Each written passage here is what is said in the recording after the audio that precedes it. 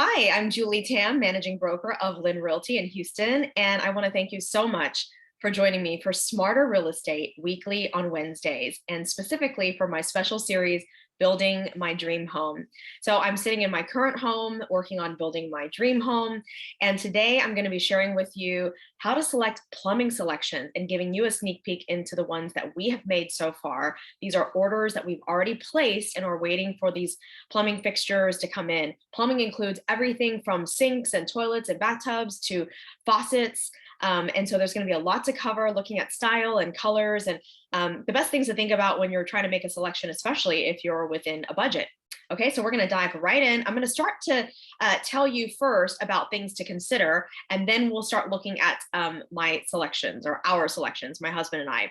I'm going to break it up actually into 3 videos. Today, I'm going to cover the things to consider, but I don't have time to go through all of our plumbing selections because it's a lot, and I want to go into detail with each item so that you understand our thought processes, how we are designing holistically for the entire home, and then things that you should be thinking about when making your selections.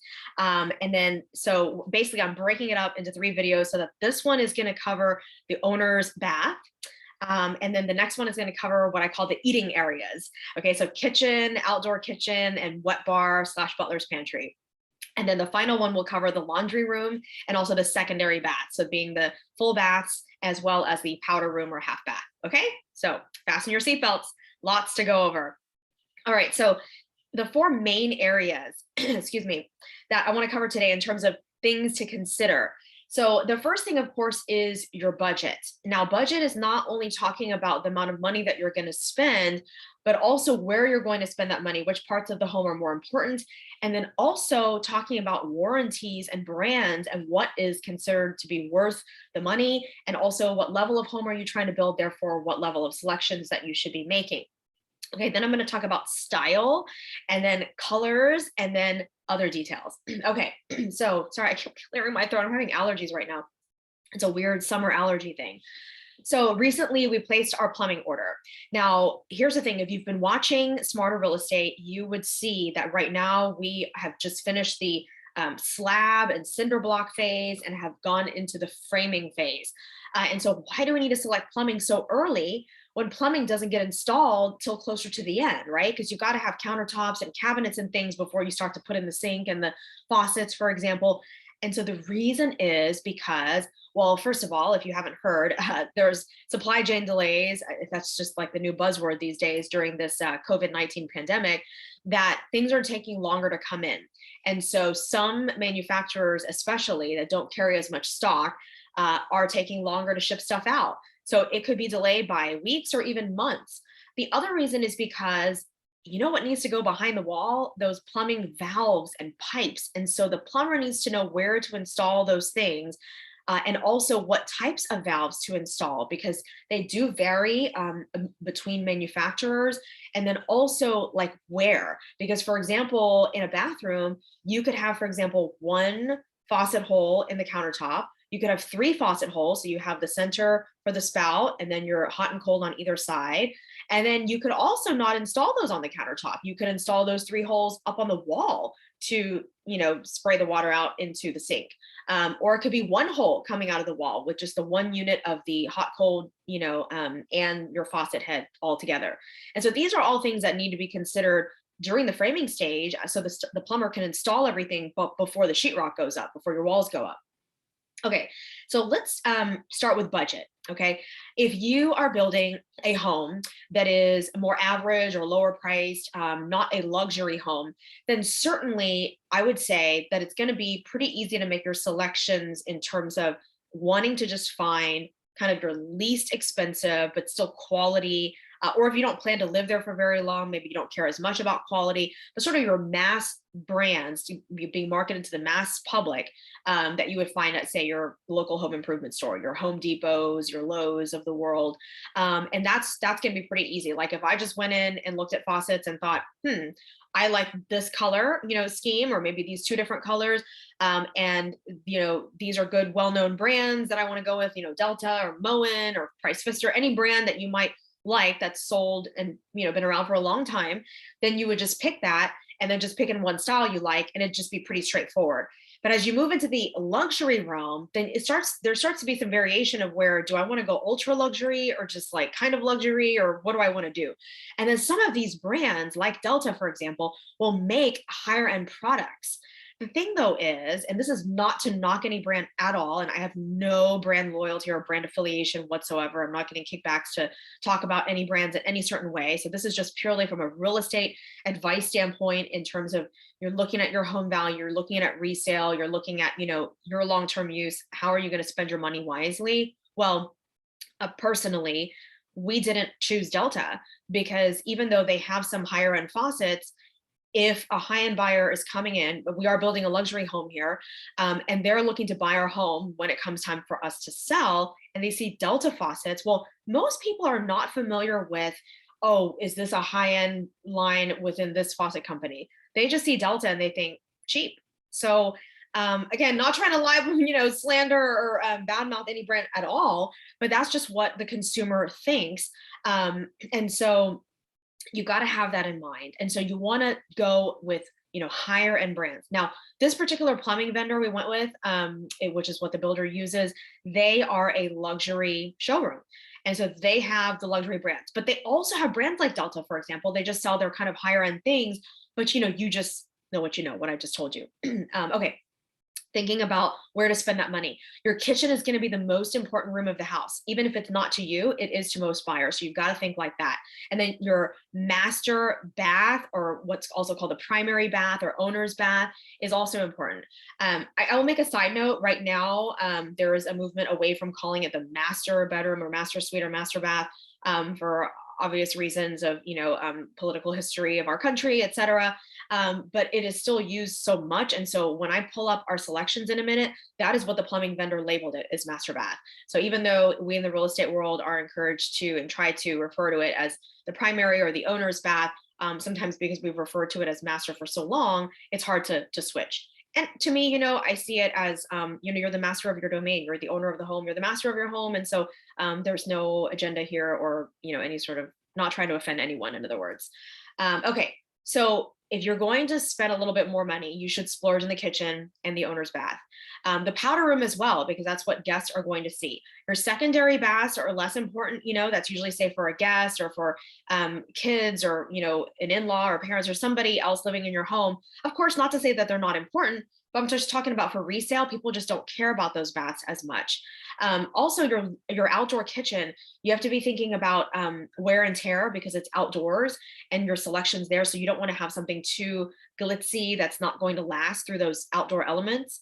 And then of course, your laundry room is more utilitarian. There's laundry rooms nowadays that are being really designer, really cute. And we're building one of those, but at the same time, you don't need to have the most expensive faucet in there if you want to save money. Now, if the budget is not a concern at all and you just want to go all out, then yeah, by all means, spend however much you want, buy the nicest thing, go for it. Okay, warranties is the other thing, because warranties have to do with money, right? If you're going to buy a faucet that doesn't have a very good warranty, it doesn't have one of those like limited lifetime warranties, for example, or some sort of guarantee, then you literally could be flushing money down the drain. If the faucet starts to corrode or rust inside, or just get damaged over time just through natural use, if it doesn't last as long, if it's not as reputable of a brand, then you may be in trouble. Now, of course, if you don't plan to live in the home for more than say a few years, faucets typically last quite a while. And so you may not be worried about, issues, because once you sell the home, it's not your problem anymore. Okay.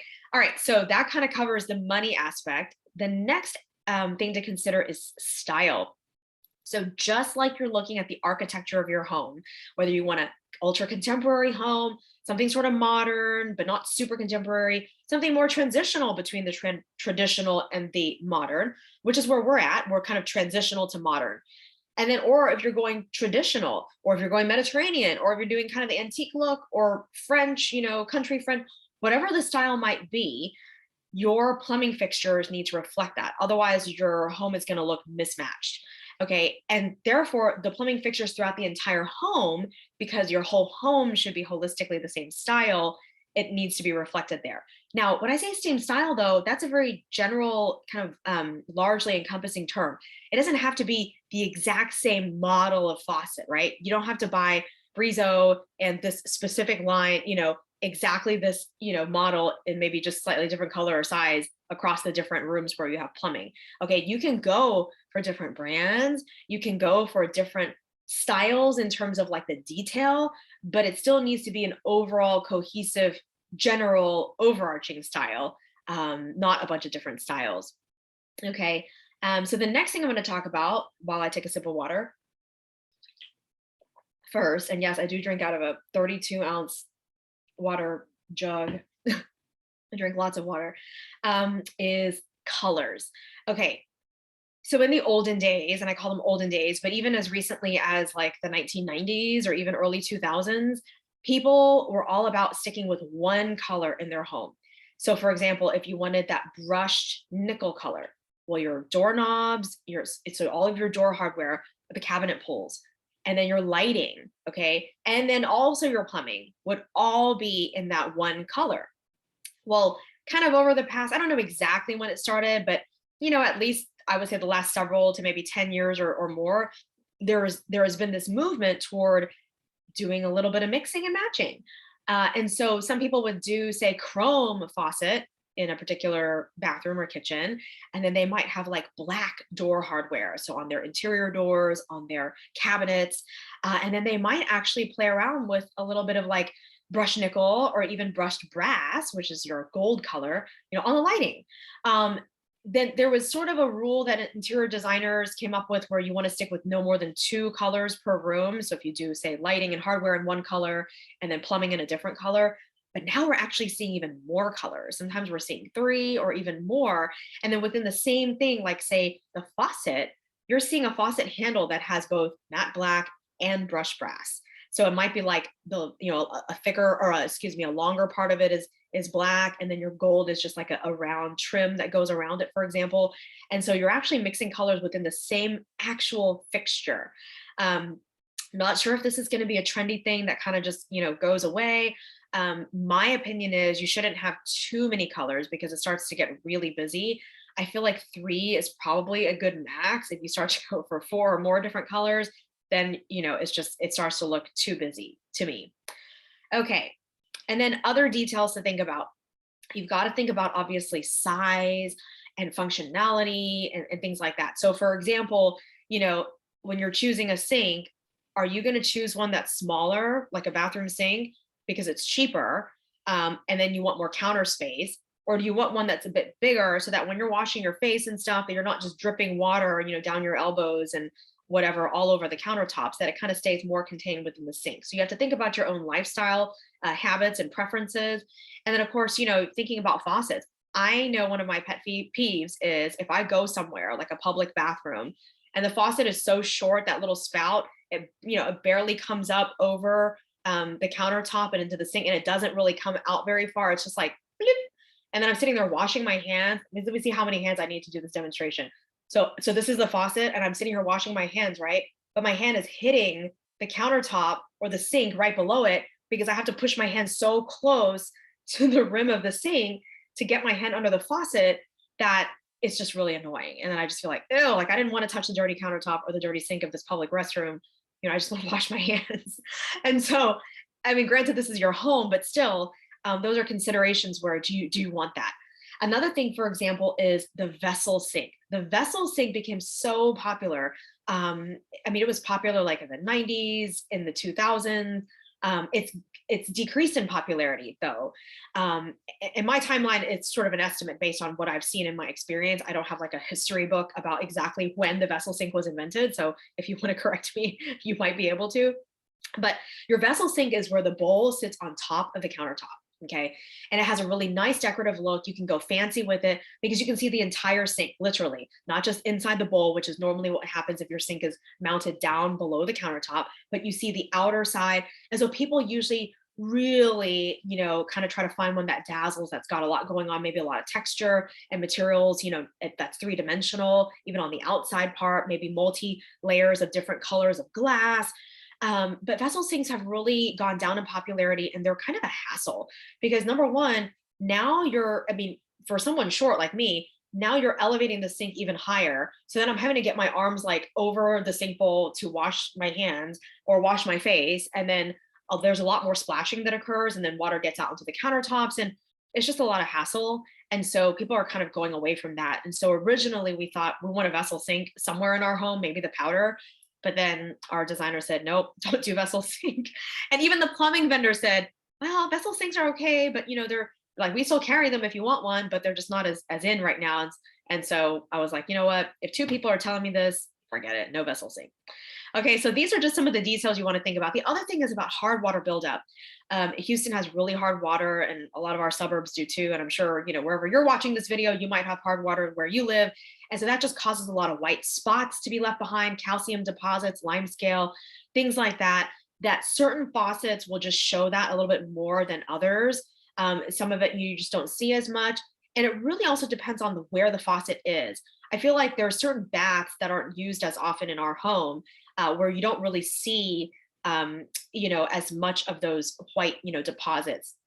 Also at our sinks, the faucet handles, we don't see as much either, because I feel like, you just, you turn the faucet on, you turn it off, and there's no more water source that continues to drip or whatnot. But in the shower, it's like after you turn it off, there's still so much humidity. And then even the shower head sometimes will just drip a few drops of water. And so it just kind of, adds to all the hard water that's around. And so for whatever reason, there's going to be some difference between the different locations of your home. And there's another thing that we're researching, but we haven't made a decision on yet, is whether to get a water filtration system for the home. It can get very expensive. The quote we've gotten for our home is like $6,000 to $7,000+. So we're really having to seriously think, is it really worth, that much? So yeah, anyway, if you have any advice on that or experience, feel free to leave me a comment or a message. And along those lines, I hope you'll subscribe if you find this video helpful by the end of it, and just give me lots of good feedback, send me a message, a comment, whatever. And I just hope you'll like it, and just keep watching so you don't miss an episode, because there's lots to learn. Okay, I am going to do a screen share and go ahead and start to show you what's labeled as the master bath in this spec book. So these are our selections, and I'll go through each one. Now, let's see here. Oh, goodness gracious. Let's get rid of this. Oh, wait, hold on. All right, just so I can use my mouse properly without weird things happening. All right. So this is the master tub. It's not the biggest of photos. I will try to zoom in a bit so you guys can see it more clearly. This is from Maidstone. Some considerations when selecting a master tub include the height of these exterior walls of the tub, as I would call it. And again, I mentioned that I'm petite. I'm just 5 feet tall. And so for me, climbing in and out of the tub is very inconvenient when the walls are high. I will bang my shin against it, end up with a bruise, no fun. So I want a tub where I can climb in and out easily without slipping and falling or hurting myself. The other thing is you're thinking about whether you want Whirlpool or just a simple soaking tub. And so nowadays, the Whirlpool tubs, I mean, they still make the ones, kind of the old school ones, we grew up with, which is like the bigger, holes, and several of them, like, I don't know, like 6 of them or 8, however many in the tub, and they shoot out larger jets of water. But nowadays, there are these tiny little holes all around. I mean, like dozens of them. And so when they shoot those jets out, you kind of really feel it much more uniformly over your whole body as you're sitting in the bathtub, instead of just like targeted spots when there's fewer jets. It's very expensive as an add-on, though.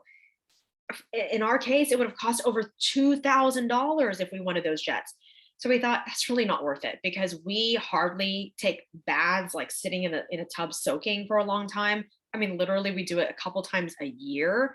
We're showering people. So it just wasn't worth it to us. Now, this bath, as I scroll down here, is the Turkana model, 70-inch.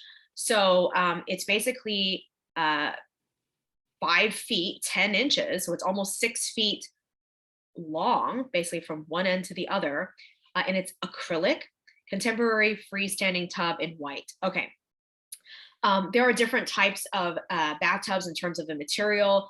Of course, you're really heavy. I don't even remember the material now. Is it like a stone? I think it's some sort of stone tub.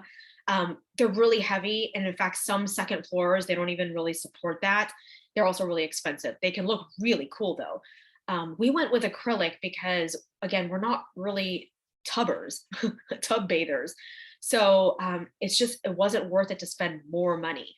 There's other materials of tubs that will help insulate more to keep the water hot longer. But again, since we don't bathe, that often in the tub, and we also don't do it for that long, like I'm not sitting in the tub for 2 hours, right? Like I'm in there maybe like 20 minutes or something. So I don't need the water to stay warm that long. And so yeah, this is just, what we decided to go with. We both, my husband and I, we have very similar tastes, so it made it really easy. But essentially, we really liked just kind of the sleek, modern look of this tub, and the fact that it's pretty short, pretty low profile on the sides. And then here is the sink. We're having 2 sinks at the master vanity. And this is a rectangular sink. So in our current home that we live in, things are a little bit more ornate. It's not traditional, but it's just a little fancier. In the new home, things are going to be more modern, so a little bit more streamlined, more sleek looking. And so in our current home, we've got oval sinks in our baths. The kitchen is, a typical 40-60 rectangular sink. But in the new home, rectangular is going to be more modern. But we didn't want the ones where the 4 corners are at 90-degree angles, like a box, because then we felt like at those corners, the water and any debris like dust or hairs will just tend to sit more easily. Instead of, if you kind of slant a little bit, things wash down to the drain more easily, which is exactly the style here you see in this photo that we were going for. And so within the rectangular sink, you'd still have a curved bottom. This is a Nantucket sinks. So it's actually a little bit more affordable. And it's not one of those like name brand sinks where you see like Kohler or Toto on it. These allergies are making my throat really dry. But you know what? We have nice high-end plumbing, and like in terms of the faucets and stuff, people will see the name, it'll be good for resale. I don't think people really pay that a close attention to sinks themselves, even in the high-end market. Some people do, you always find someone, but I'm just talking about in general. So if you're trying to save money, you could save it in this way. This is a 23.5-inch sink. It's undermount. So of course, with a higher end home, you want to undermount, meaning the lip of the sink does not come up over the countertop. That would be called overmount. It goes under it. And so that way you see the countertop go all the way over just the rim of the sink and continue down. Okay, continuing on. This is boring. This is not something that, you really need to think too much about, but this is just the push button pop up with overflow and Lux Gold drain stop. That matches what's more exciting is the faucet we chose for the master bath. This is the Odin, that's the name of the model or the collection, single handle lavatory faucet in Lux Gold made by Brizo. Now Brizo is an expensive faucet line. It is not the most expensive, but it's definitely up there. More expensive faucet brands that were at our disposal if we wanted to select them would be like California Faucets, Newport Brass, where they actually use like solid brass. I forgot which of those 2 companies does that. But I'm like, you know what? No one's gonna literally lift your faucet up to feel how heavy it is. You feel that in the showroom, so they sell you on that. But who's gonna detach the faucet from the countertop when they're gonna buy a house and go, let me feel and see if this is real solid brass? Some people will know the brand. They'll certainly be able to know if you're that savvy about faucets, but we just didn't feel like that was necessary. Our home is not a multi-million-dollar home. It's over 1 mil, but a bit, but we're not building a $5 million home. So it just doesn't need to be that fancy. Okay. And here's the other thing. For a master bath or a powder room, typically people will do the 3-hole faucet. So there's just a little bit more luxury. So you've got the middle faucet and then you're hot and cold on either side. We decided to go with the single. Back when I was growing up, the single was like a sign of cheap, not luxury, which is what we had at our home. But nowadays it's kind of reverting back to it because it's more modern. It's sleek. It's just like, boom, there's just a faucet. That's just one. And so I love the look of this. It's just so sleek. I mean, it's still rounded. So it's not really extreme. So there's still a softness to it, but it's very modern and you just got the handle right there. So, and we went with this look somewhat consistently through the home. All right, so continuing on here to the bathtub, same collection, the Brizo Odin single handle freestanding tub filler, also in Luxe Gold. And then this is the tub filler rough, is what it's called. This is just something that goes um, inside the wall that you don't even see. So we don't need to pay attention to that. That's just what goes with this. It was not something that we had to select. The plumbing vendor just did it for us. Okay, so taking a look at this, oh, it's a beautiful faucet. The faucet's expensive. It's over $2,000. Our pricing is discounted with the builder. We're getting somewhere between 25 to 30% off of our overall order. But if you're buying this at retail, it's a very expensive faucet. However, it's because it's a freestanding tub filler, so it's very tall. It starts on the floor. It is floor mounted here, and it goes all the way up and over and into your tub. And your tub is almost 2 feet tall. So the faucet itself is like well over 2 feet tall. And so that's where your expense comes in. We also got one that has the handheld sprayer that you can pull off, because when you're done with your bath and you want to rinse off the bubbles from your bubble bath, so it's like soapy, it just makes it nice and easy to do that with a sprayer instead of having to like crouch under the faucet and to rinse yourself off, or to like dry yourself off with a towel that you then have to put in the laundry because it's soapy, and then you jump in the shower to rinse off, and then you got to get a new towel. I don't know, maybe it's just me that's that neurotic, but people think about this stuff. And so sprayers are really popular now, these handheld showers or tub fillers.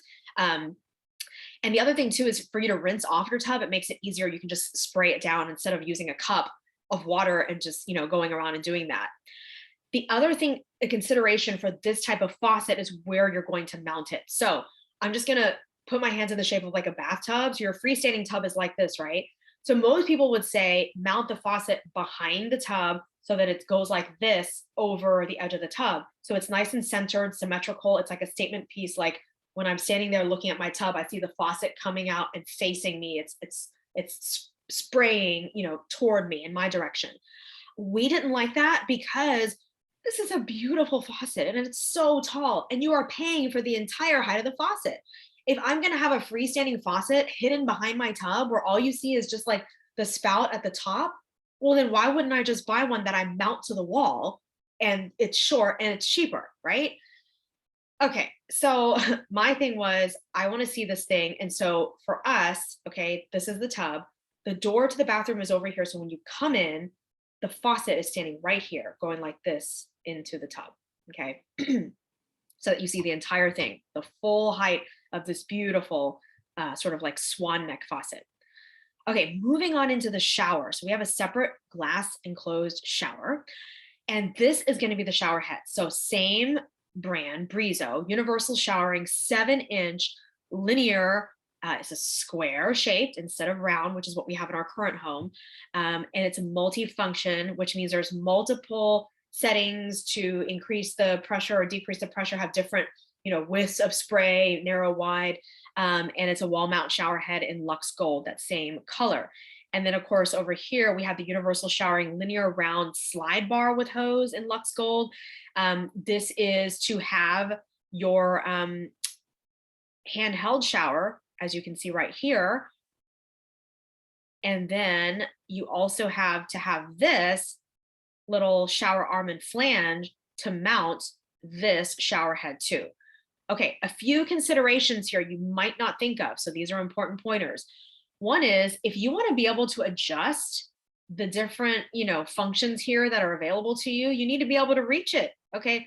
Currently in our home, we have decently high ceilings, and I can't reach our shower head. We don't have a multi-function shower head though. It's just one setting. And I actually like it just fine. It has good water pressure, good coverage. It's a very large round shower head in all of our bathrooms currently. But this is a shower head that we picked for the next home, not because we wanted multifunction, but because the price point was right and the shape was right, the color, the collection, the brand, everything. And so we went with this. And so it's actually a good thing. A lot of people like multifunction, and so it's good for resale. Well, I mean, I have to be able to reach it. And so I'm going to be telling the plumber just where to install it, so Miss Julie Tam can reach the shower head to adjust the functions. All right. And so you have to have 2 different controls. So we're going to scroll down here, and you can see this right here, the Brizo Odin pressure balance valve. Now, this is interesting. It says trim only, less handle. So when you order this, it actually only comes with a round wall plate where you can see the temperature markers. It does not come with this little thing. That is why, let's see, where did that little thing go? Oh, it's down here. We have to order this separately, the lever handle, so that you can actually set the temperature. And so you've got to read very carefully because some faucets will include the lever handle and some like this one don't. This is another thing that goes behind the wall, the multi-choice universal tub / shower rough, universal inlets, outlets. I will get to this tile thing in just a moment, but I want to go back to the shower situation. So same kind of concept as with the bathtub. Uh-oh, what's going on? Is the handheld shower is also somewhat popular. It does add an extra cost. If you have, say, the fixed shower head and the handheld like right there on the same wall, that's for you to intend to primarily say shower by yourself, unless your partner or whoever wants to shower with you wants to just hold the handheld shower and shower themselves. We are mounting them on separate walls, so they're opposite. So we've got the fixed shower head on this wall and the handheld on this wall. And so that way 2 people can be in there using both, because the handheld, it can be like a fixed shower head. It can serve the same function. It just sits on the wall. If you don't bring it down, then you can shower with it. Then if you want to do, showering in a handheld and be more precise or whatever, then you can do that too. We're not really like that. We just like the fixed shower head. But the handheld, one good thing is you can actually spray down your shower walls to wash off any hair or soap residue that happened to fly up against the wall. What I do now is I just like splash water up on the wall with my hand, or I take a cup, fill it with water and start to do that. But that's just not as efficient. It's not as targeted with the sprayer. Whoa, you can really just blanket the walls. And then they say that your like housekeeper, really likes that because it makes their job easier to clean too. I did not, however, install the handheld in the guest bath or the kids' bath, Shay's bath, because I don't want him sitting there having too much fun and spraying and flooding the bathroom. And then for the guests, if we ever have adults over with kids, same kind of concept. So yeah, okay. This is an in-tile drain. It's plus shower point tile quartz by, I don't know how to pronounce it, Aco. So as you can see in the picture here, let me try to zoom in and make it just a little bit bigger. It is where you are kind of disguising the drain. So instead of having your traditional drain that has like a round thing and like little holes in it, like we have on our current shower, this one just essentially sits right there below the tile, and they cut out the tile to where it rests on top. And the thing is too, that it's supposed to catch, hair and stuff that goes down to where it doesn't really clog your drains. Right now we have a hair catcher thing, like it's a pretty one where it matches the drain. So we just set it on top. The holes are smaller, so it catches the hair, and then we can like take that and throw it in the trash, throw the hair in the trash. And then that way it doesn't go down the drain and clog your drains. So this is just a sleek, nice way to have a drain. We're doing this only in the primary bath shower, not the guest bath shower. That one we're just doing a traditional drain, and I'll show you that and the placement of it in a coming soon future video. All right, let me see if I covered everything for primary. Oh, I did. Better not give you a sneak peek of, you just had a quick little peek of the other rooms I was going to cover. All right, so let me go ahead and stop the screen share and come back on out. Oops, hold on. There we go. And thank you for watching. Hope you guys learned a lot. There is so much more to consider when you're talking about plumbing. Oh, no. I just realized I forgot. So let me share the screen again. Goodness gracious. Where is my PDF? Here. I almost forgot to talk about the fabulous toilet we have ordered. Okay. Here we are. I'm back. Ta-da! This is the Toto washlet legato, one piece, elongated, 1.28 gallons per flush toilet and washlet C5 bidet seat in cotton white. Was that name long enough? That description. So this is a bidet. It's a Toto bidet. All right. So when we were trying to select our bidet, there's different considerations. So you have one piece toilet. So what you see there is just one big piece. Then you have two pieces where it's like the toilet, the base, and then your seat, and that whole part with the lid and all that is a separate thing. This just makes it more streamlined. It's nicer. There are other bidets that you can buy that are not a bidet toilet, you can have a regular toilet and then buy a bidet that you attach on after the fact, which is what we've done in our current home for our bathroom toilet is put a bidet on there. And we'll actually move that to the new home and put it in Shay's bath so he has that. Well, when he grows up a little bit, because again, we don't want him to be playing with water and just getting everything wet. But yeah, so there are a lot of features of bidets that you need to consider and what is it that you want or need. Okay. So like some bidets will have a pre-mist, for example, like this one, where when you go, before you sit down and start doing your business, it will actually pre-mist the toilet and get it nice and, misted and whatever chemicals are there to make it easier for when you flush all the residue to actually leave. Otherwise, if you go number two, sometimes bits and pieces, it sounds really gross, but we're talking about a toilet here. It gets stuck to the inside of the toilet bowl. This also has a good flushing mechanism. So Toto makes something that's called the tornado flush, where instead of normally when you see the water just kind of rushing down in a very linear pattern, but the tornado flush actually goes like that all around the inside. So it really helps to loosen up particles that are stuck and get them all flushed down. It's very powerful. This also has a heated seat. It has a remote control where you can mount it to the wall and have all the different functions. You can have settings for different people where it, has different positions of the bidet, the sprayer, where you're trying to wash yourself, the front versus the back, if you're male or female. And then also, there are some of these bidets that will auto open for you. They'll sense you when you come in, they'll open the lid, then they'll close the lid at the end. Some of them will auto flush. I hate those because I'm like, do not freaking flush on me if I'm not ready for it to flush. I'm not going to go into detail, but it's like, sometimes it's like, if I'm trying to do the bidet, clean myself or whatever, I don't need you to flush on me. Not that it flushes at that particular time, but anyway, what I'm talking about is like, yeah, maybe I just want to stand up and just like stretch my legs, but I need to keep going. Right. And so don't flush on me. So yes, you have to make sure you read all the features and make sure that it is exactly what you were looking for. Okay. I think TMI on that one. I can't even believe I said all that. Okay. So yes, again, reach out with questions or comments and then join me on a future smarter real estate video where I arm you with practical strategies to be a smarter buyer, seller, tenant, or landlord, and also take you along on my real estate ventures like building my dream home. All right. Thanks for watching and I hope you have a great week. Bye.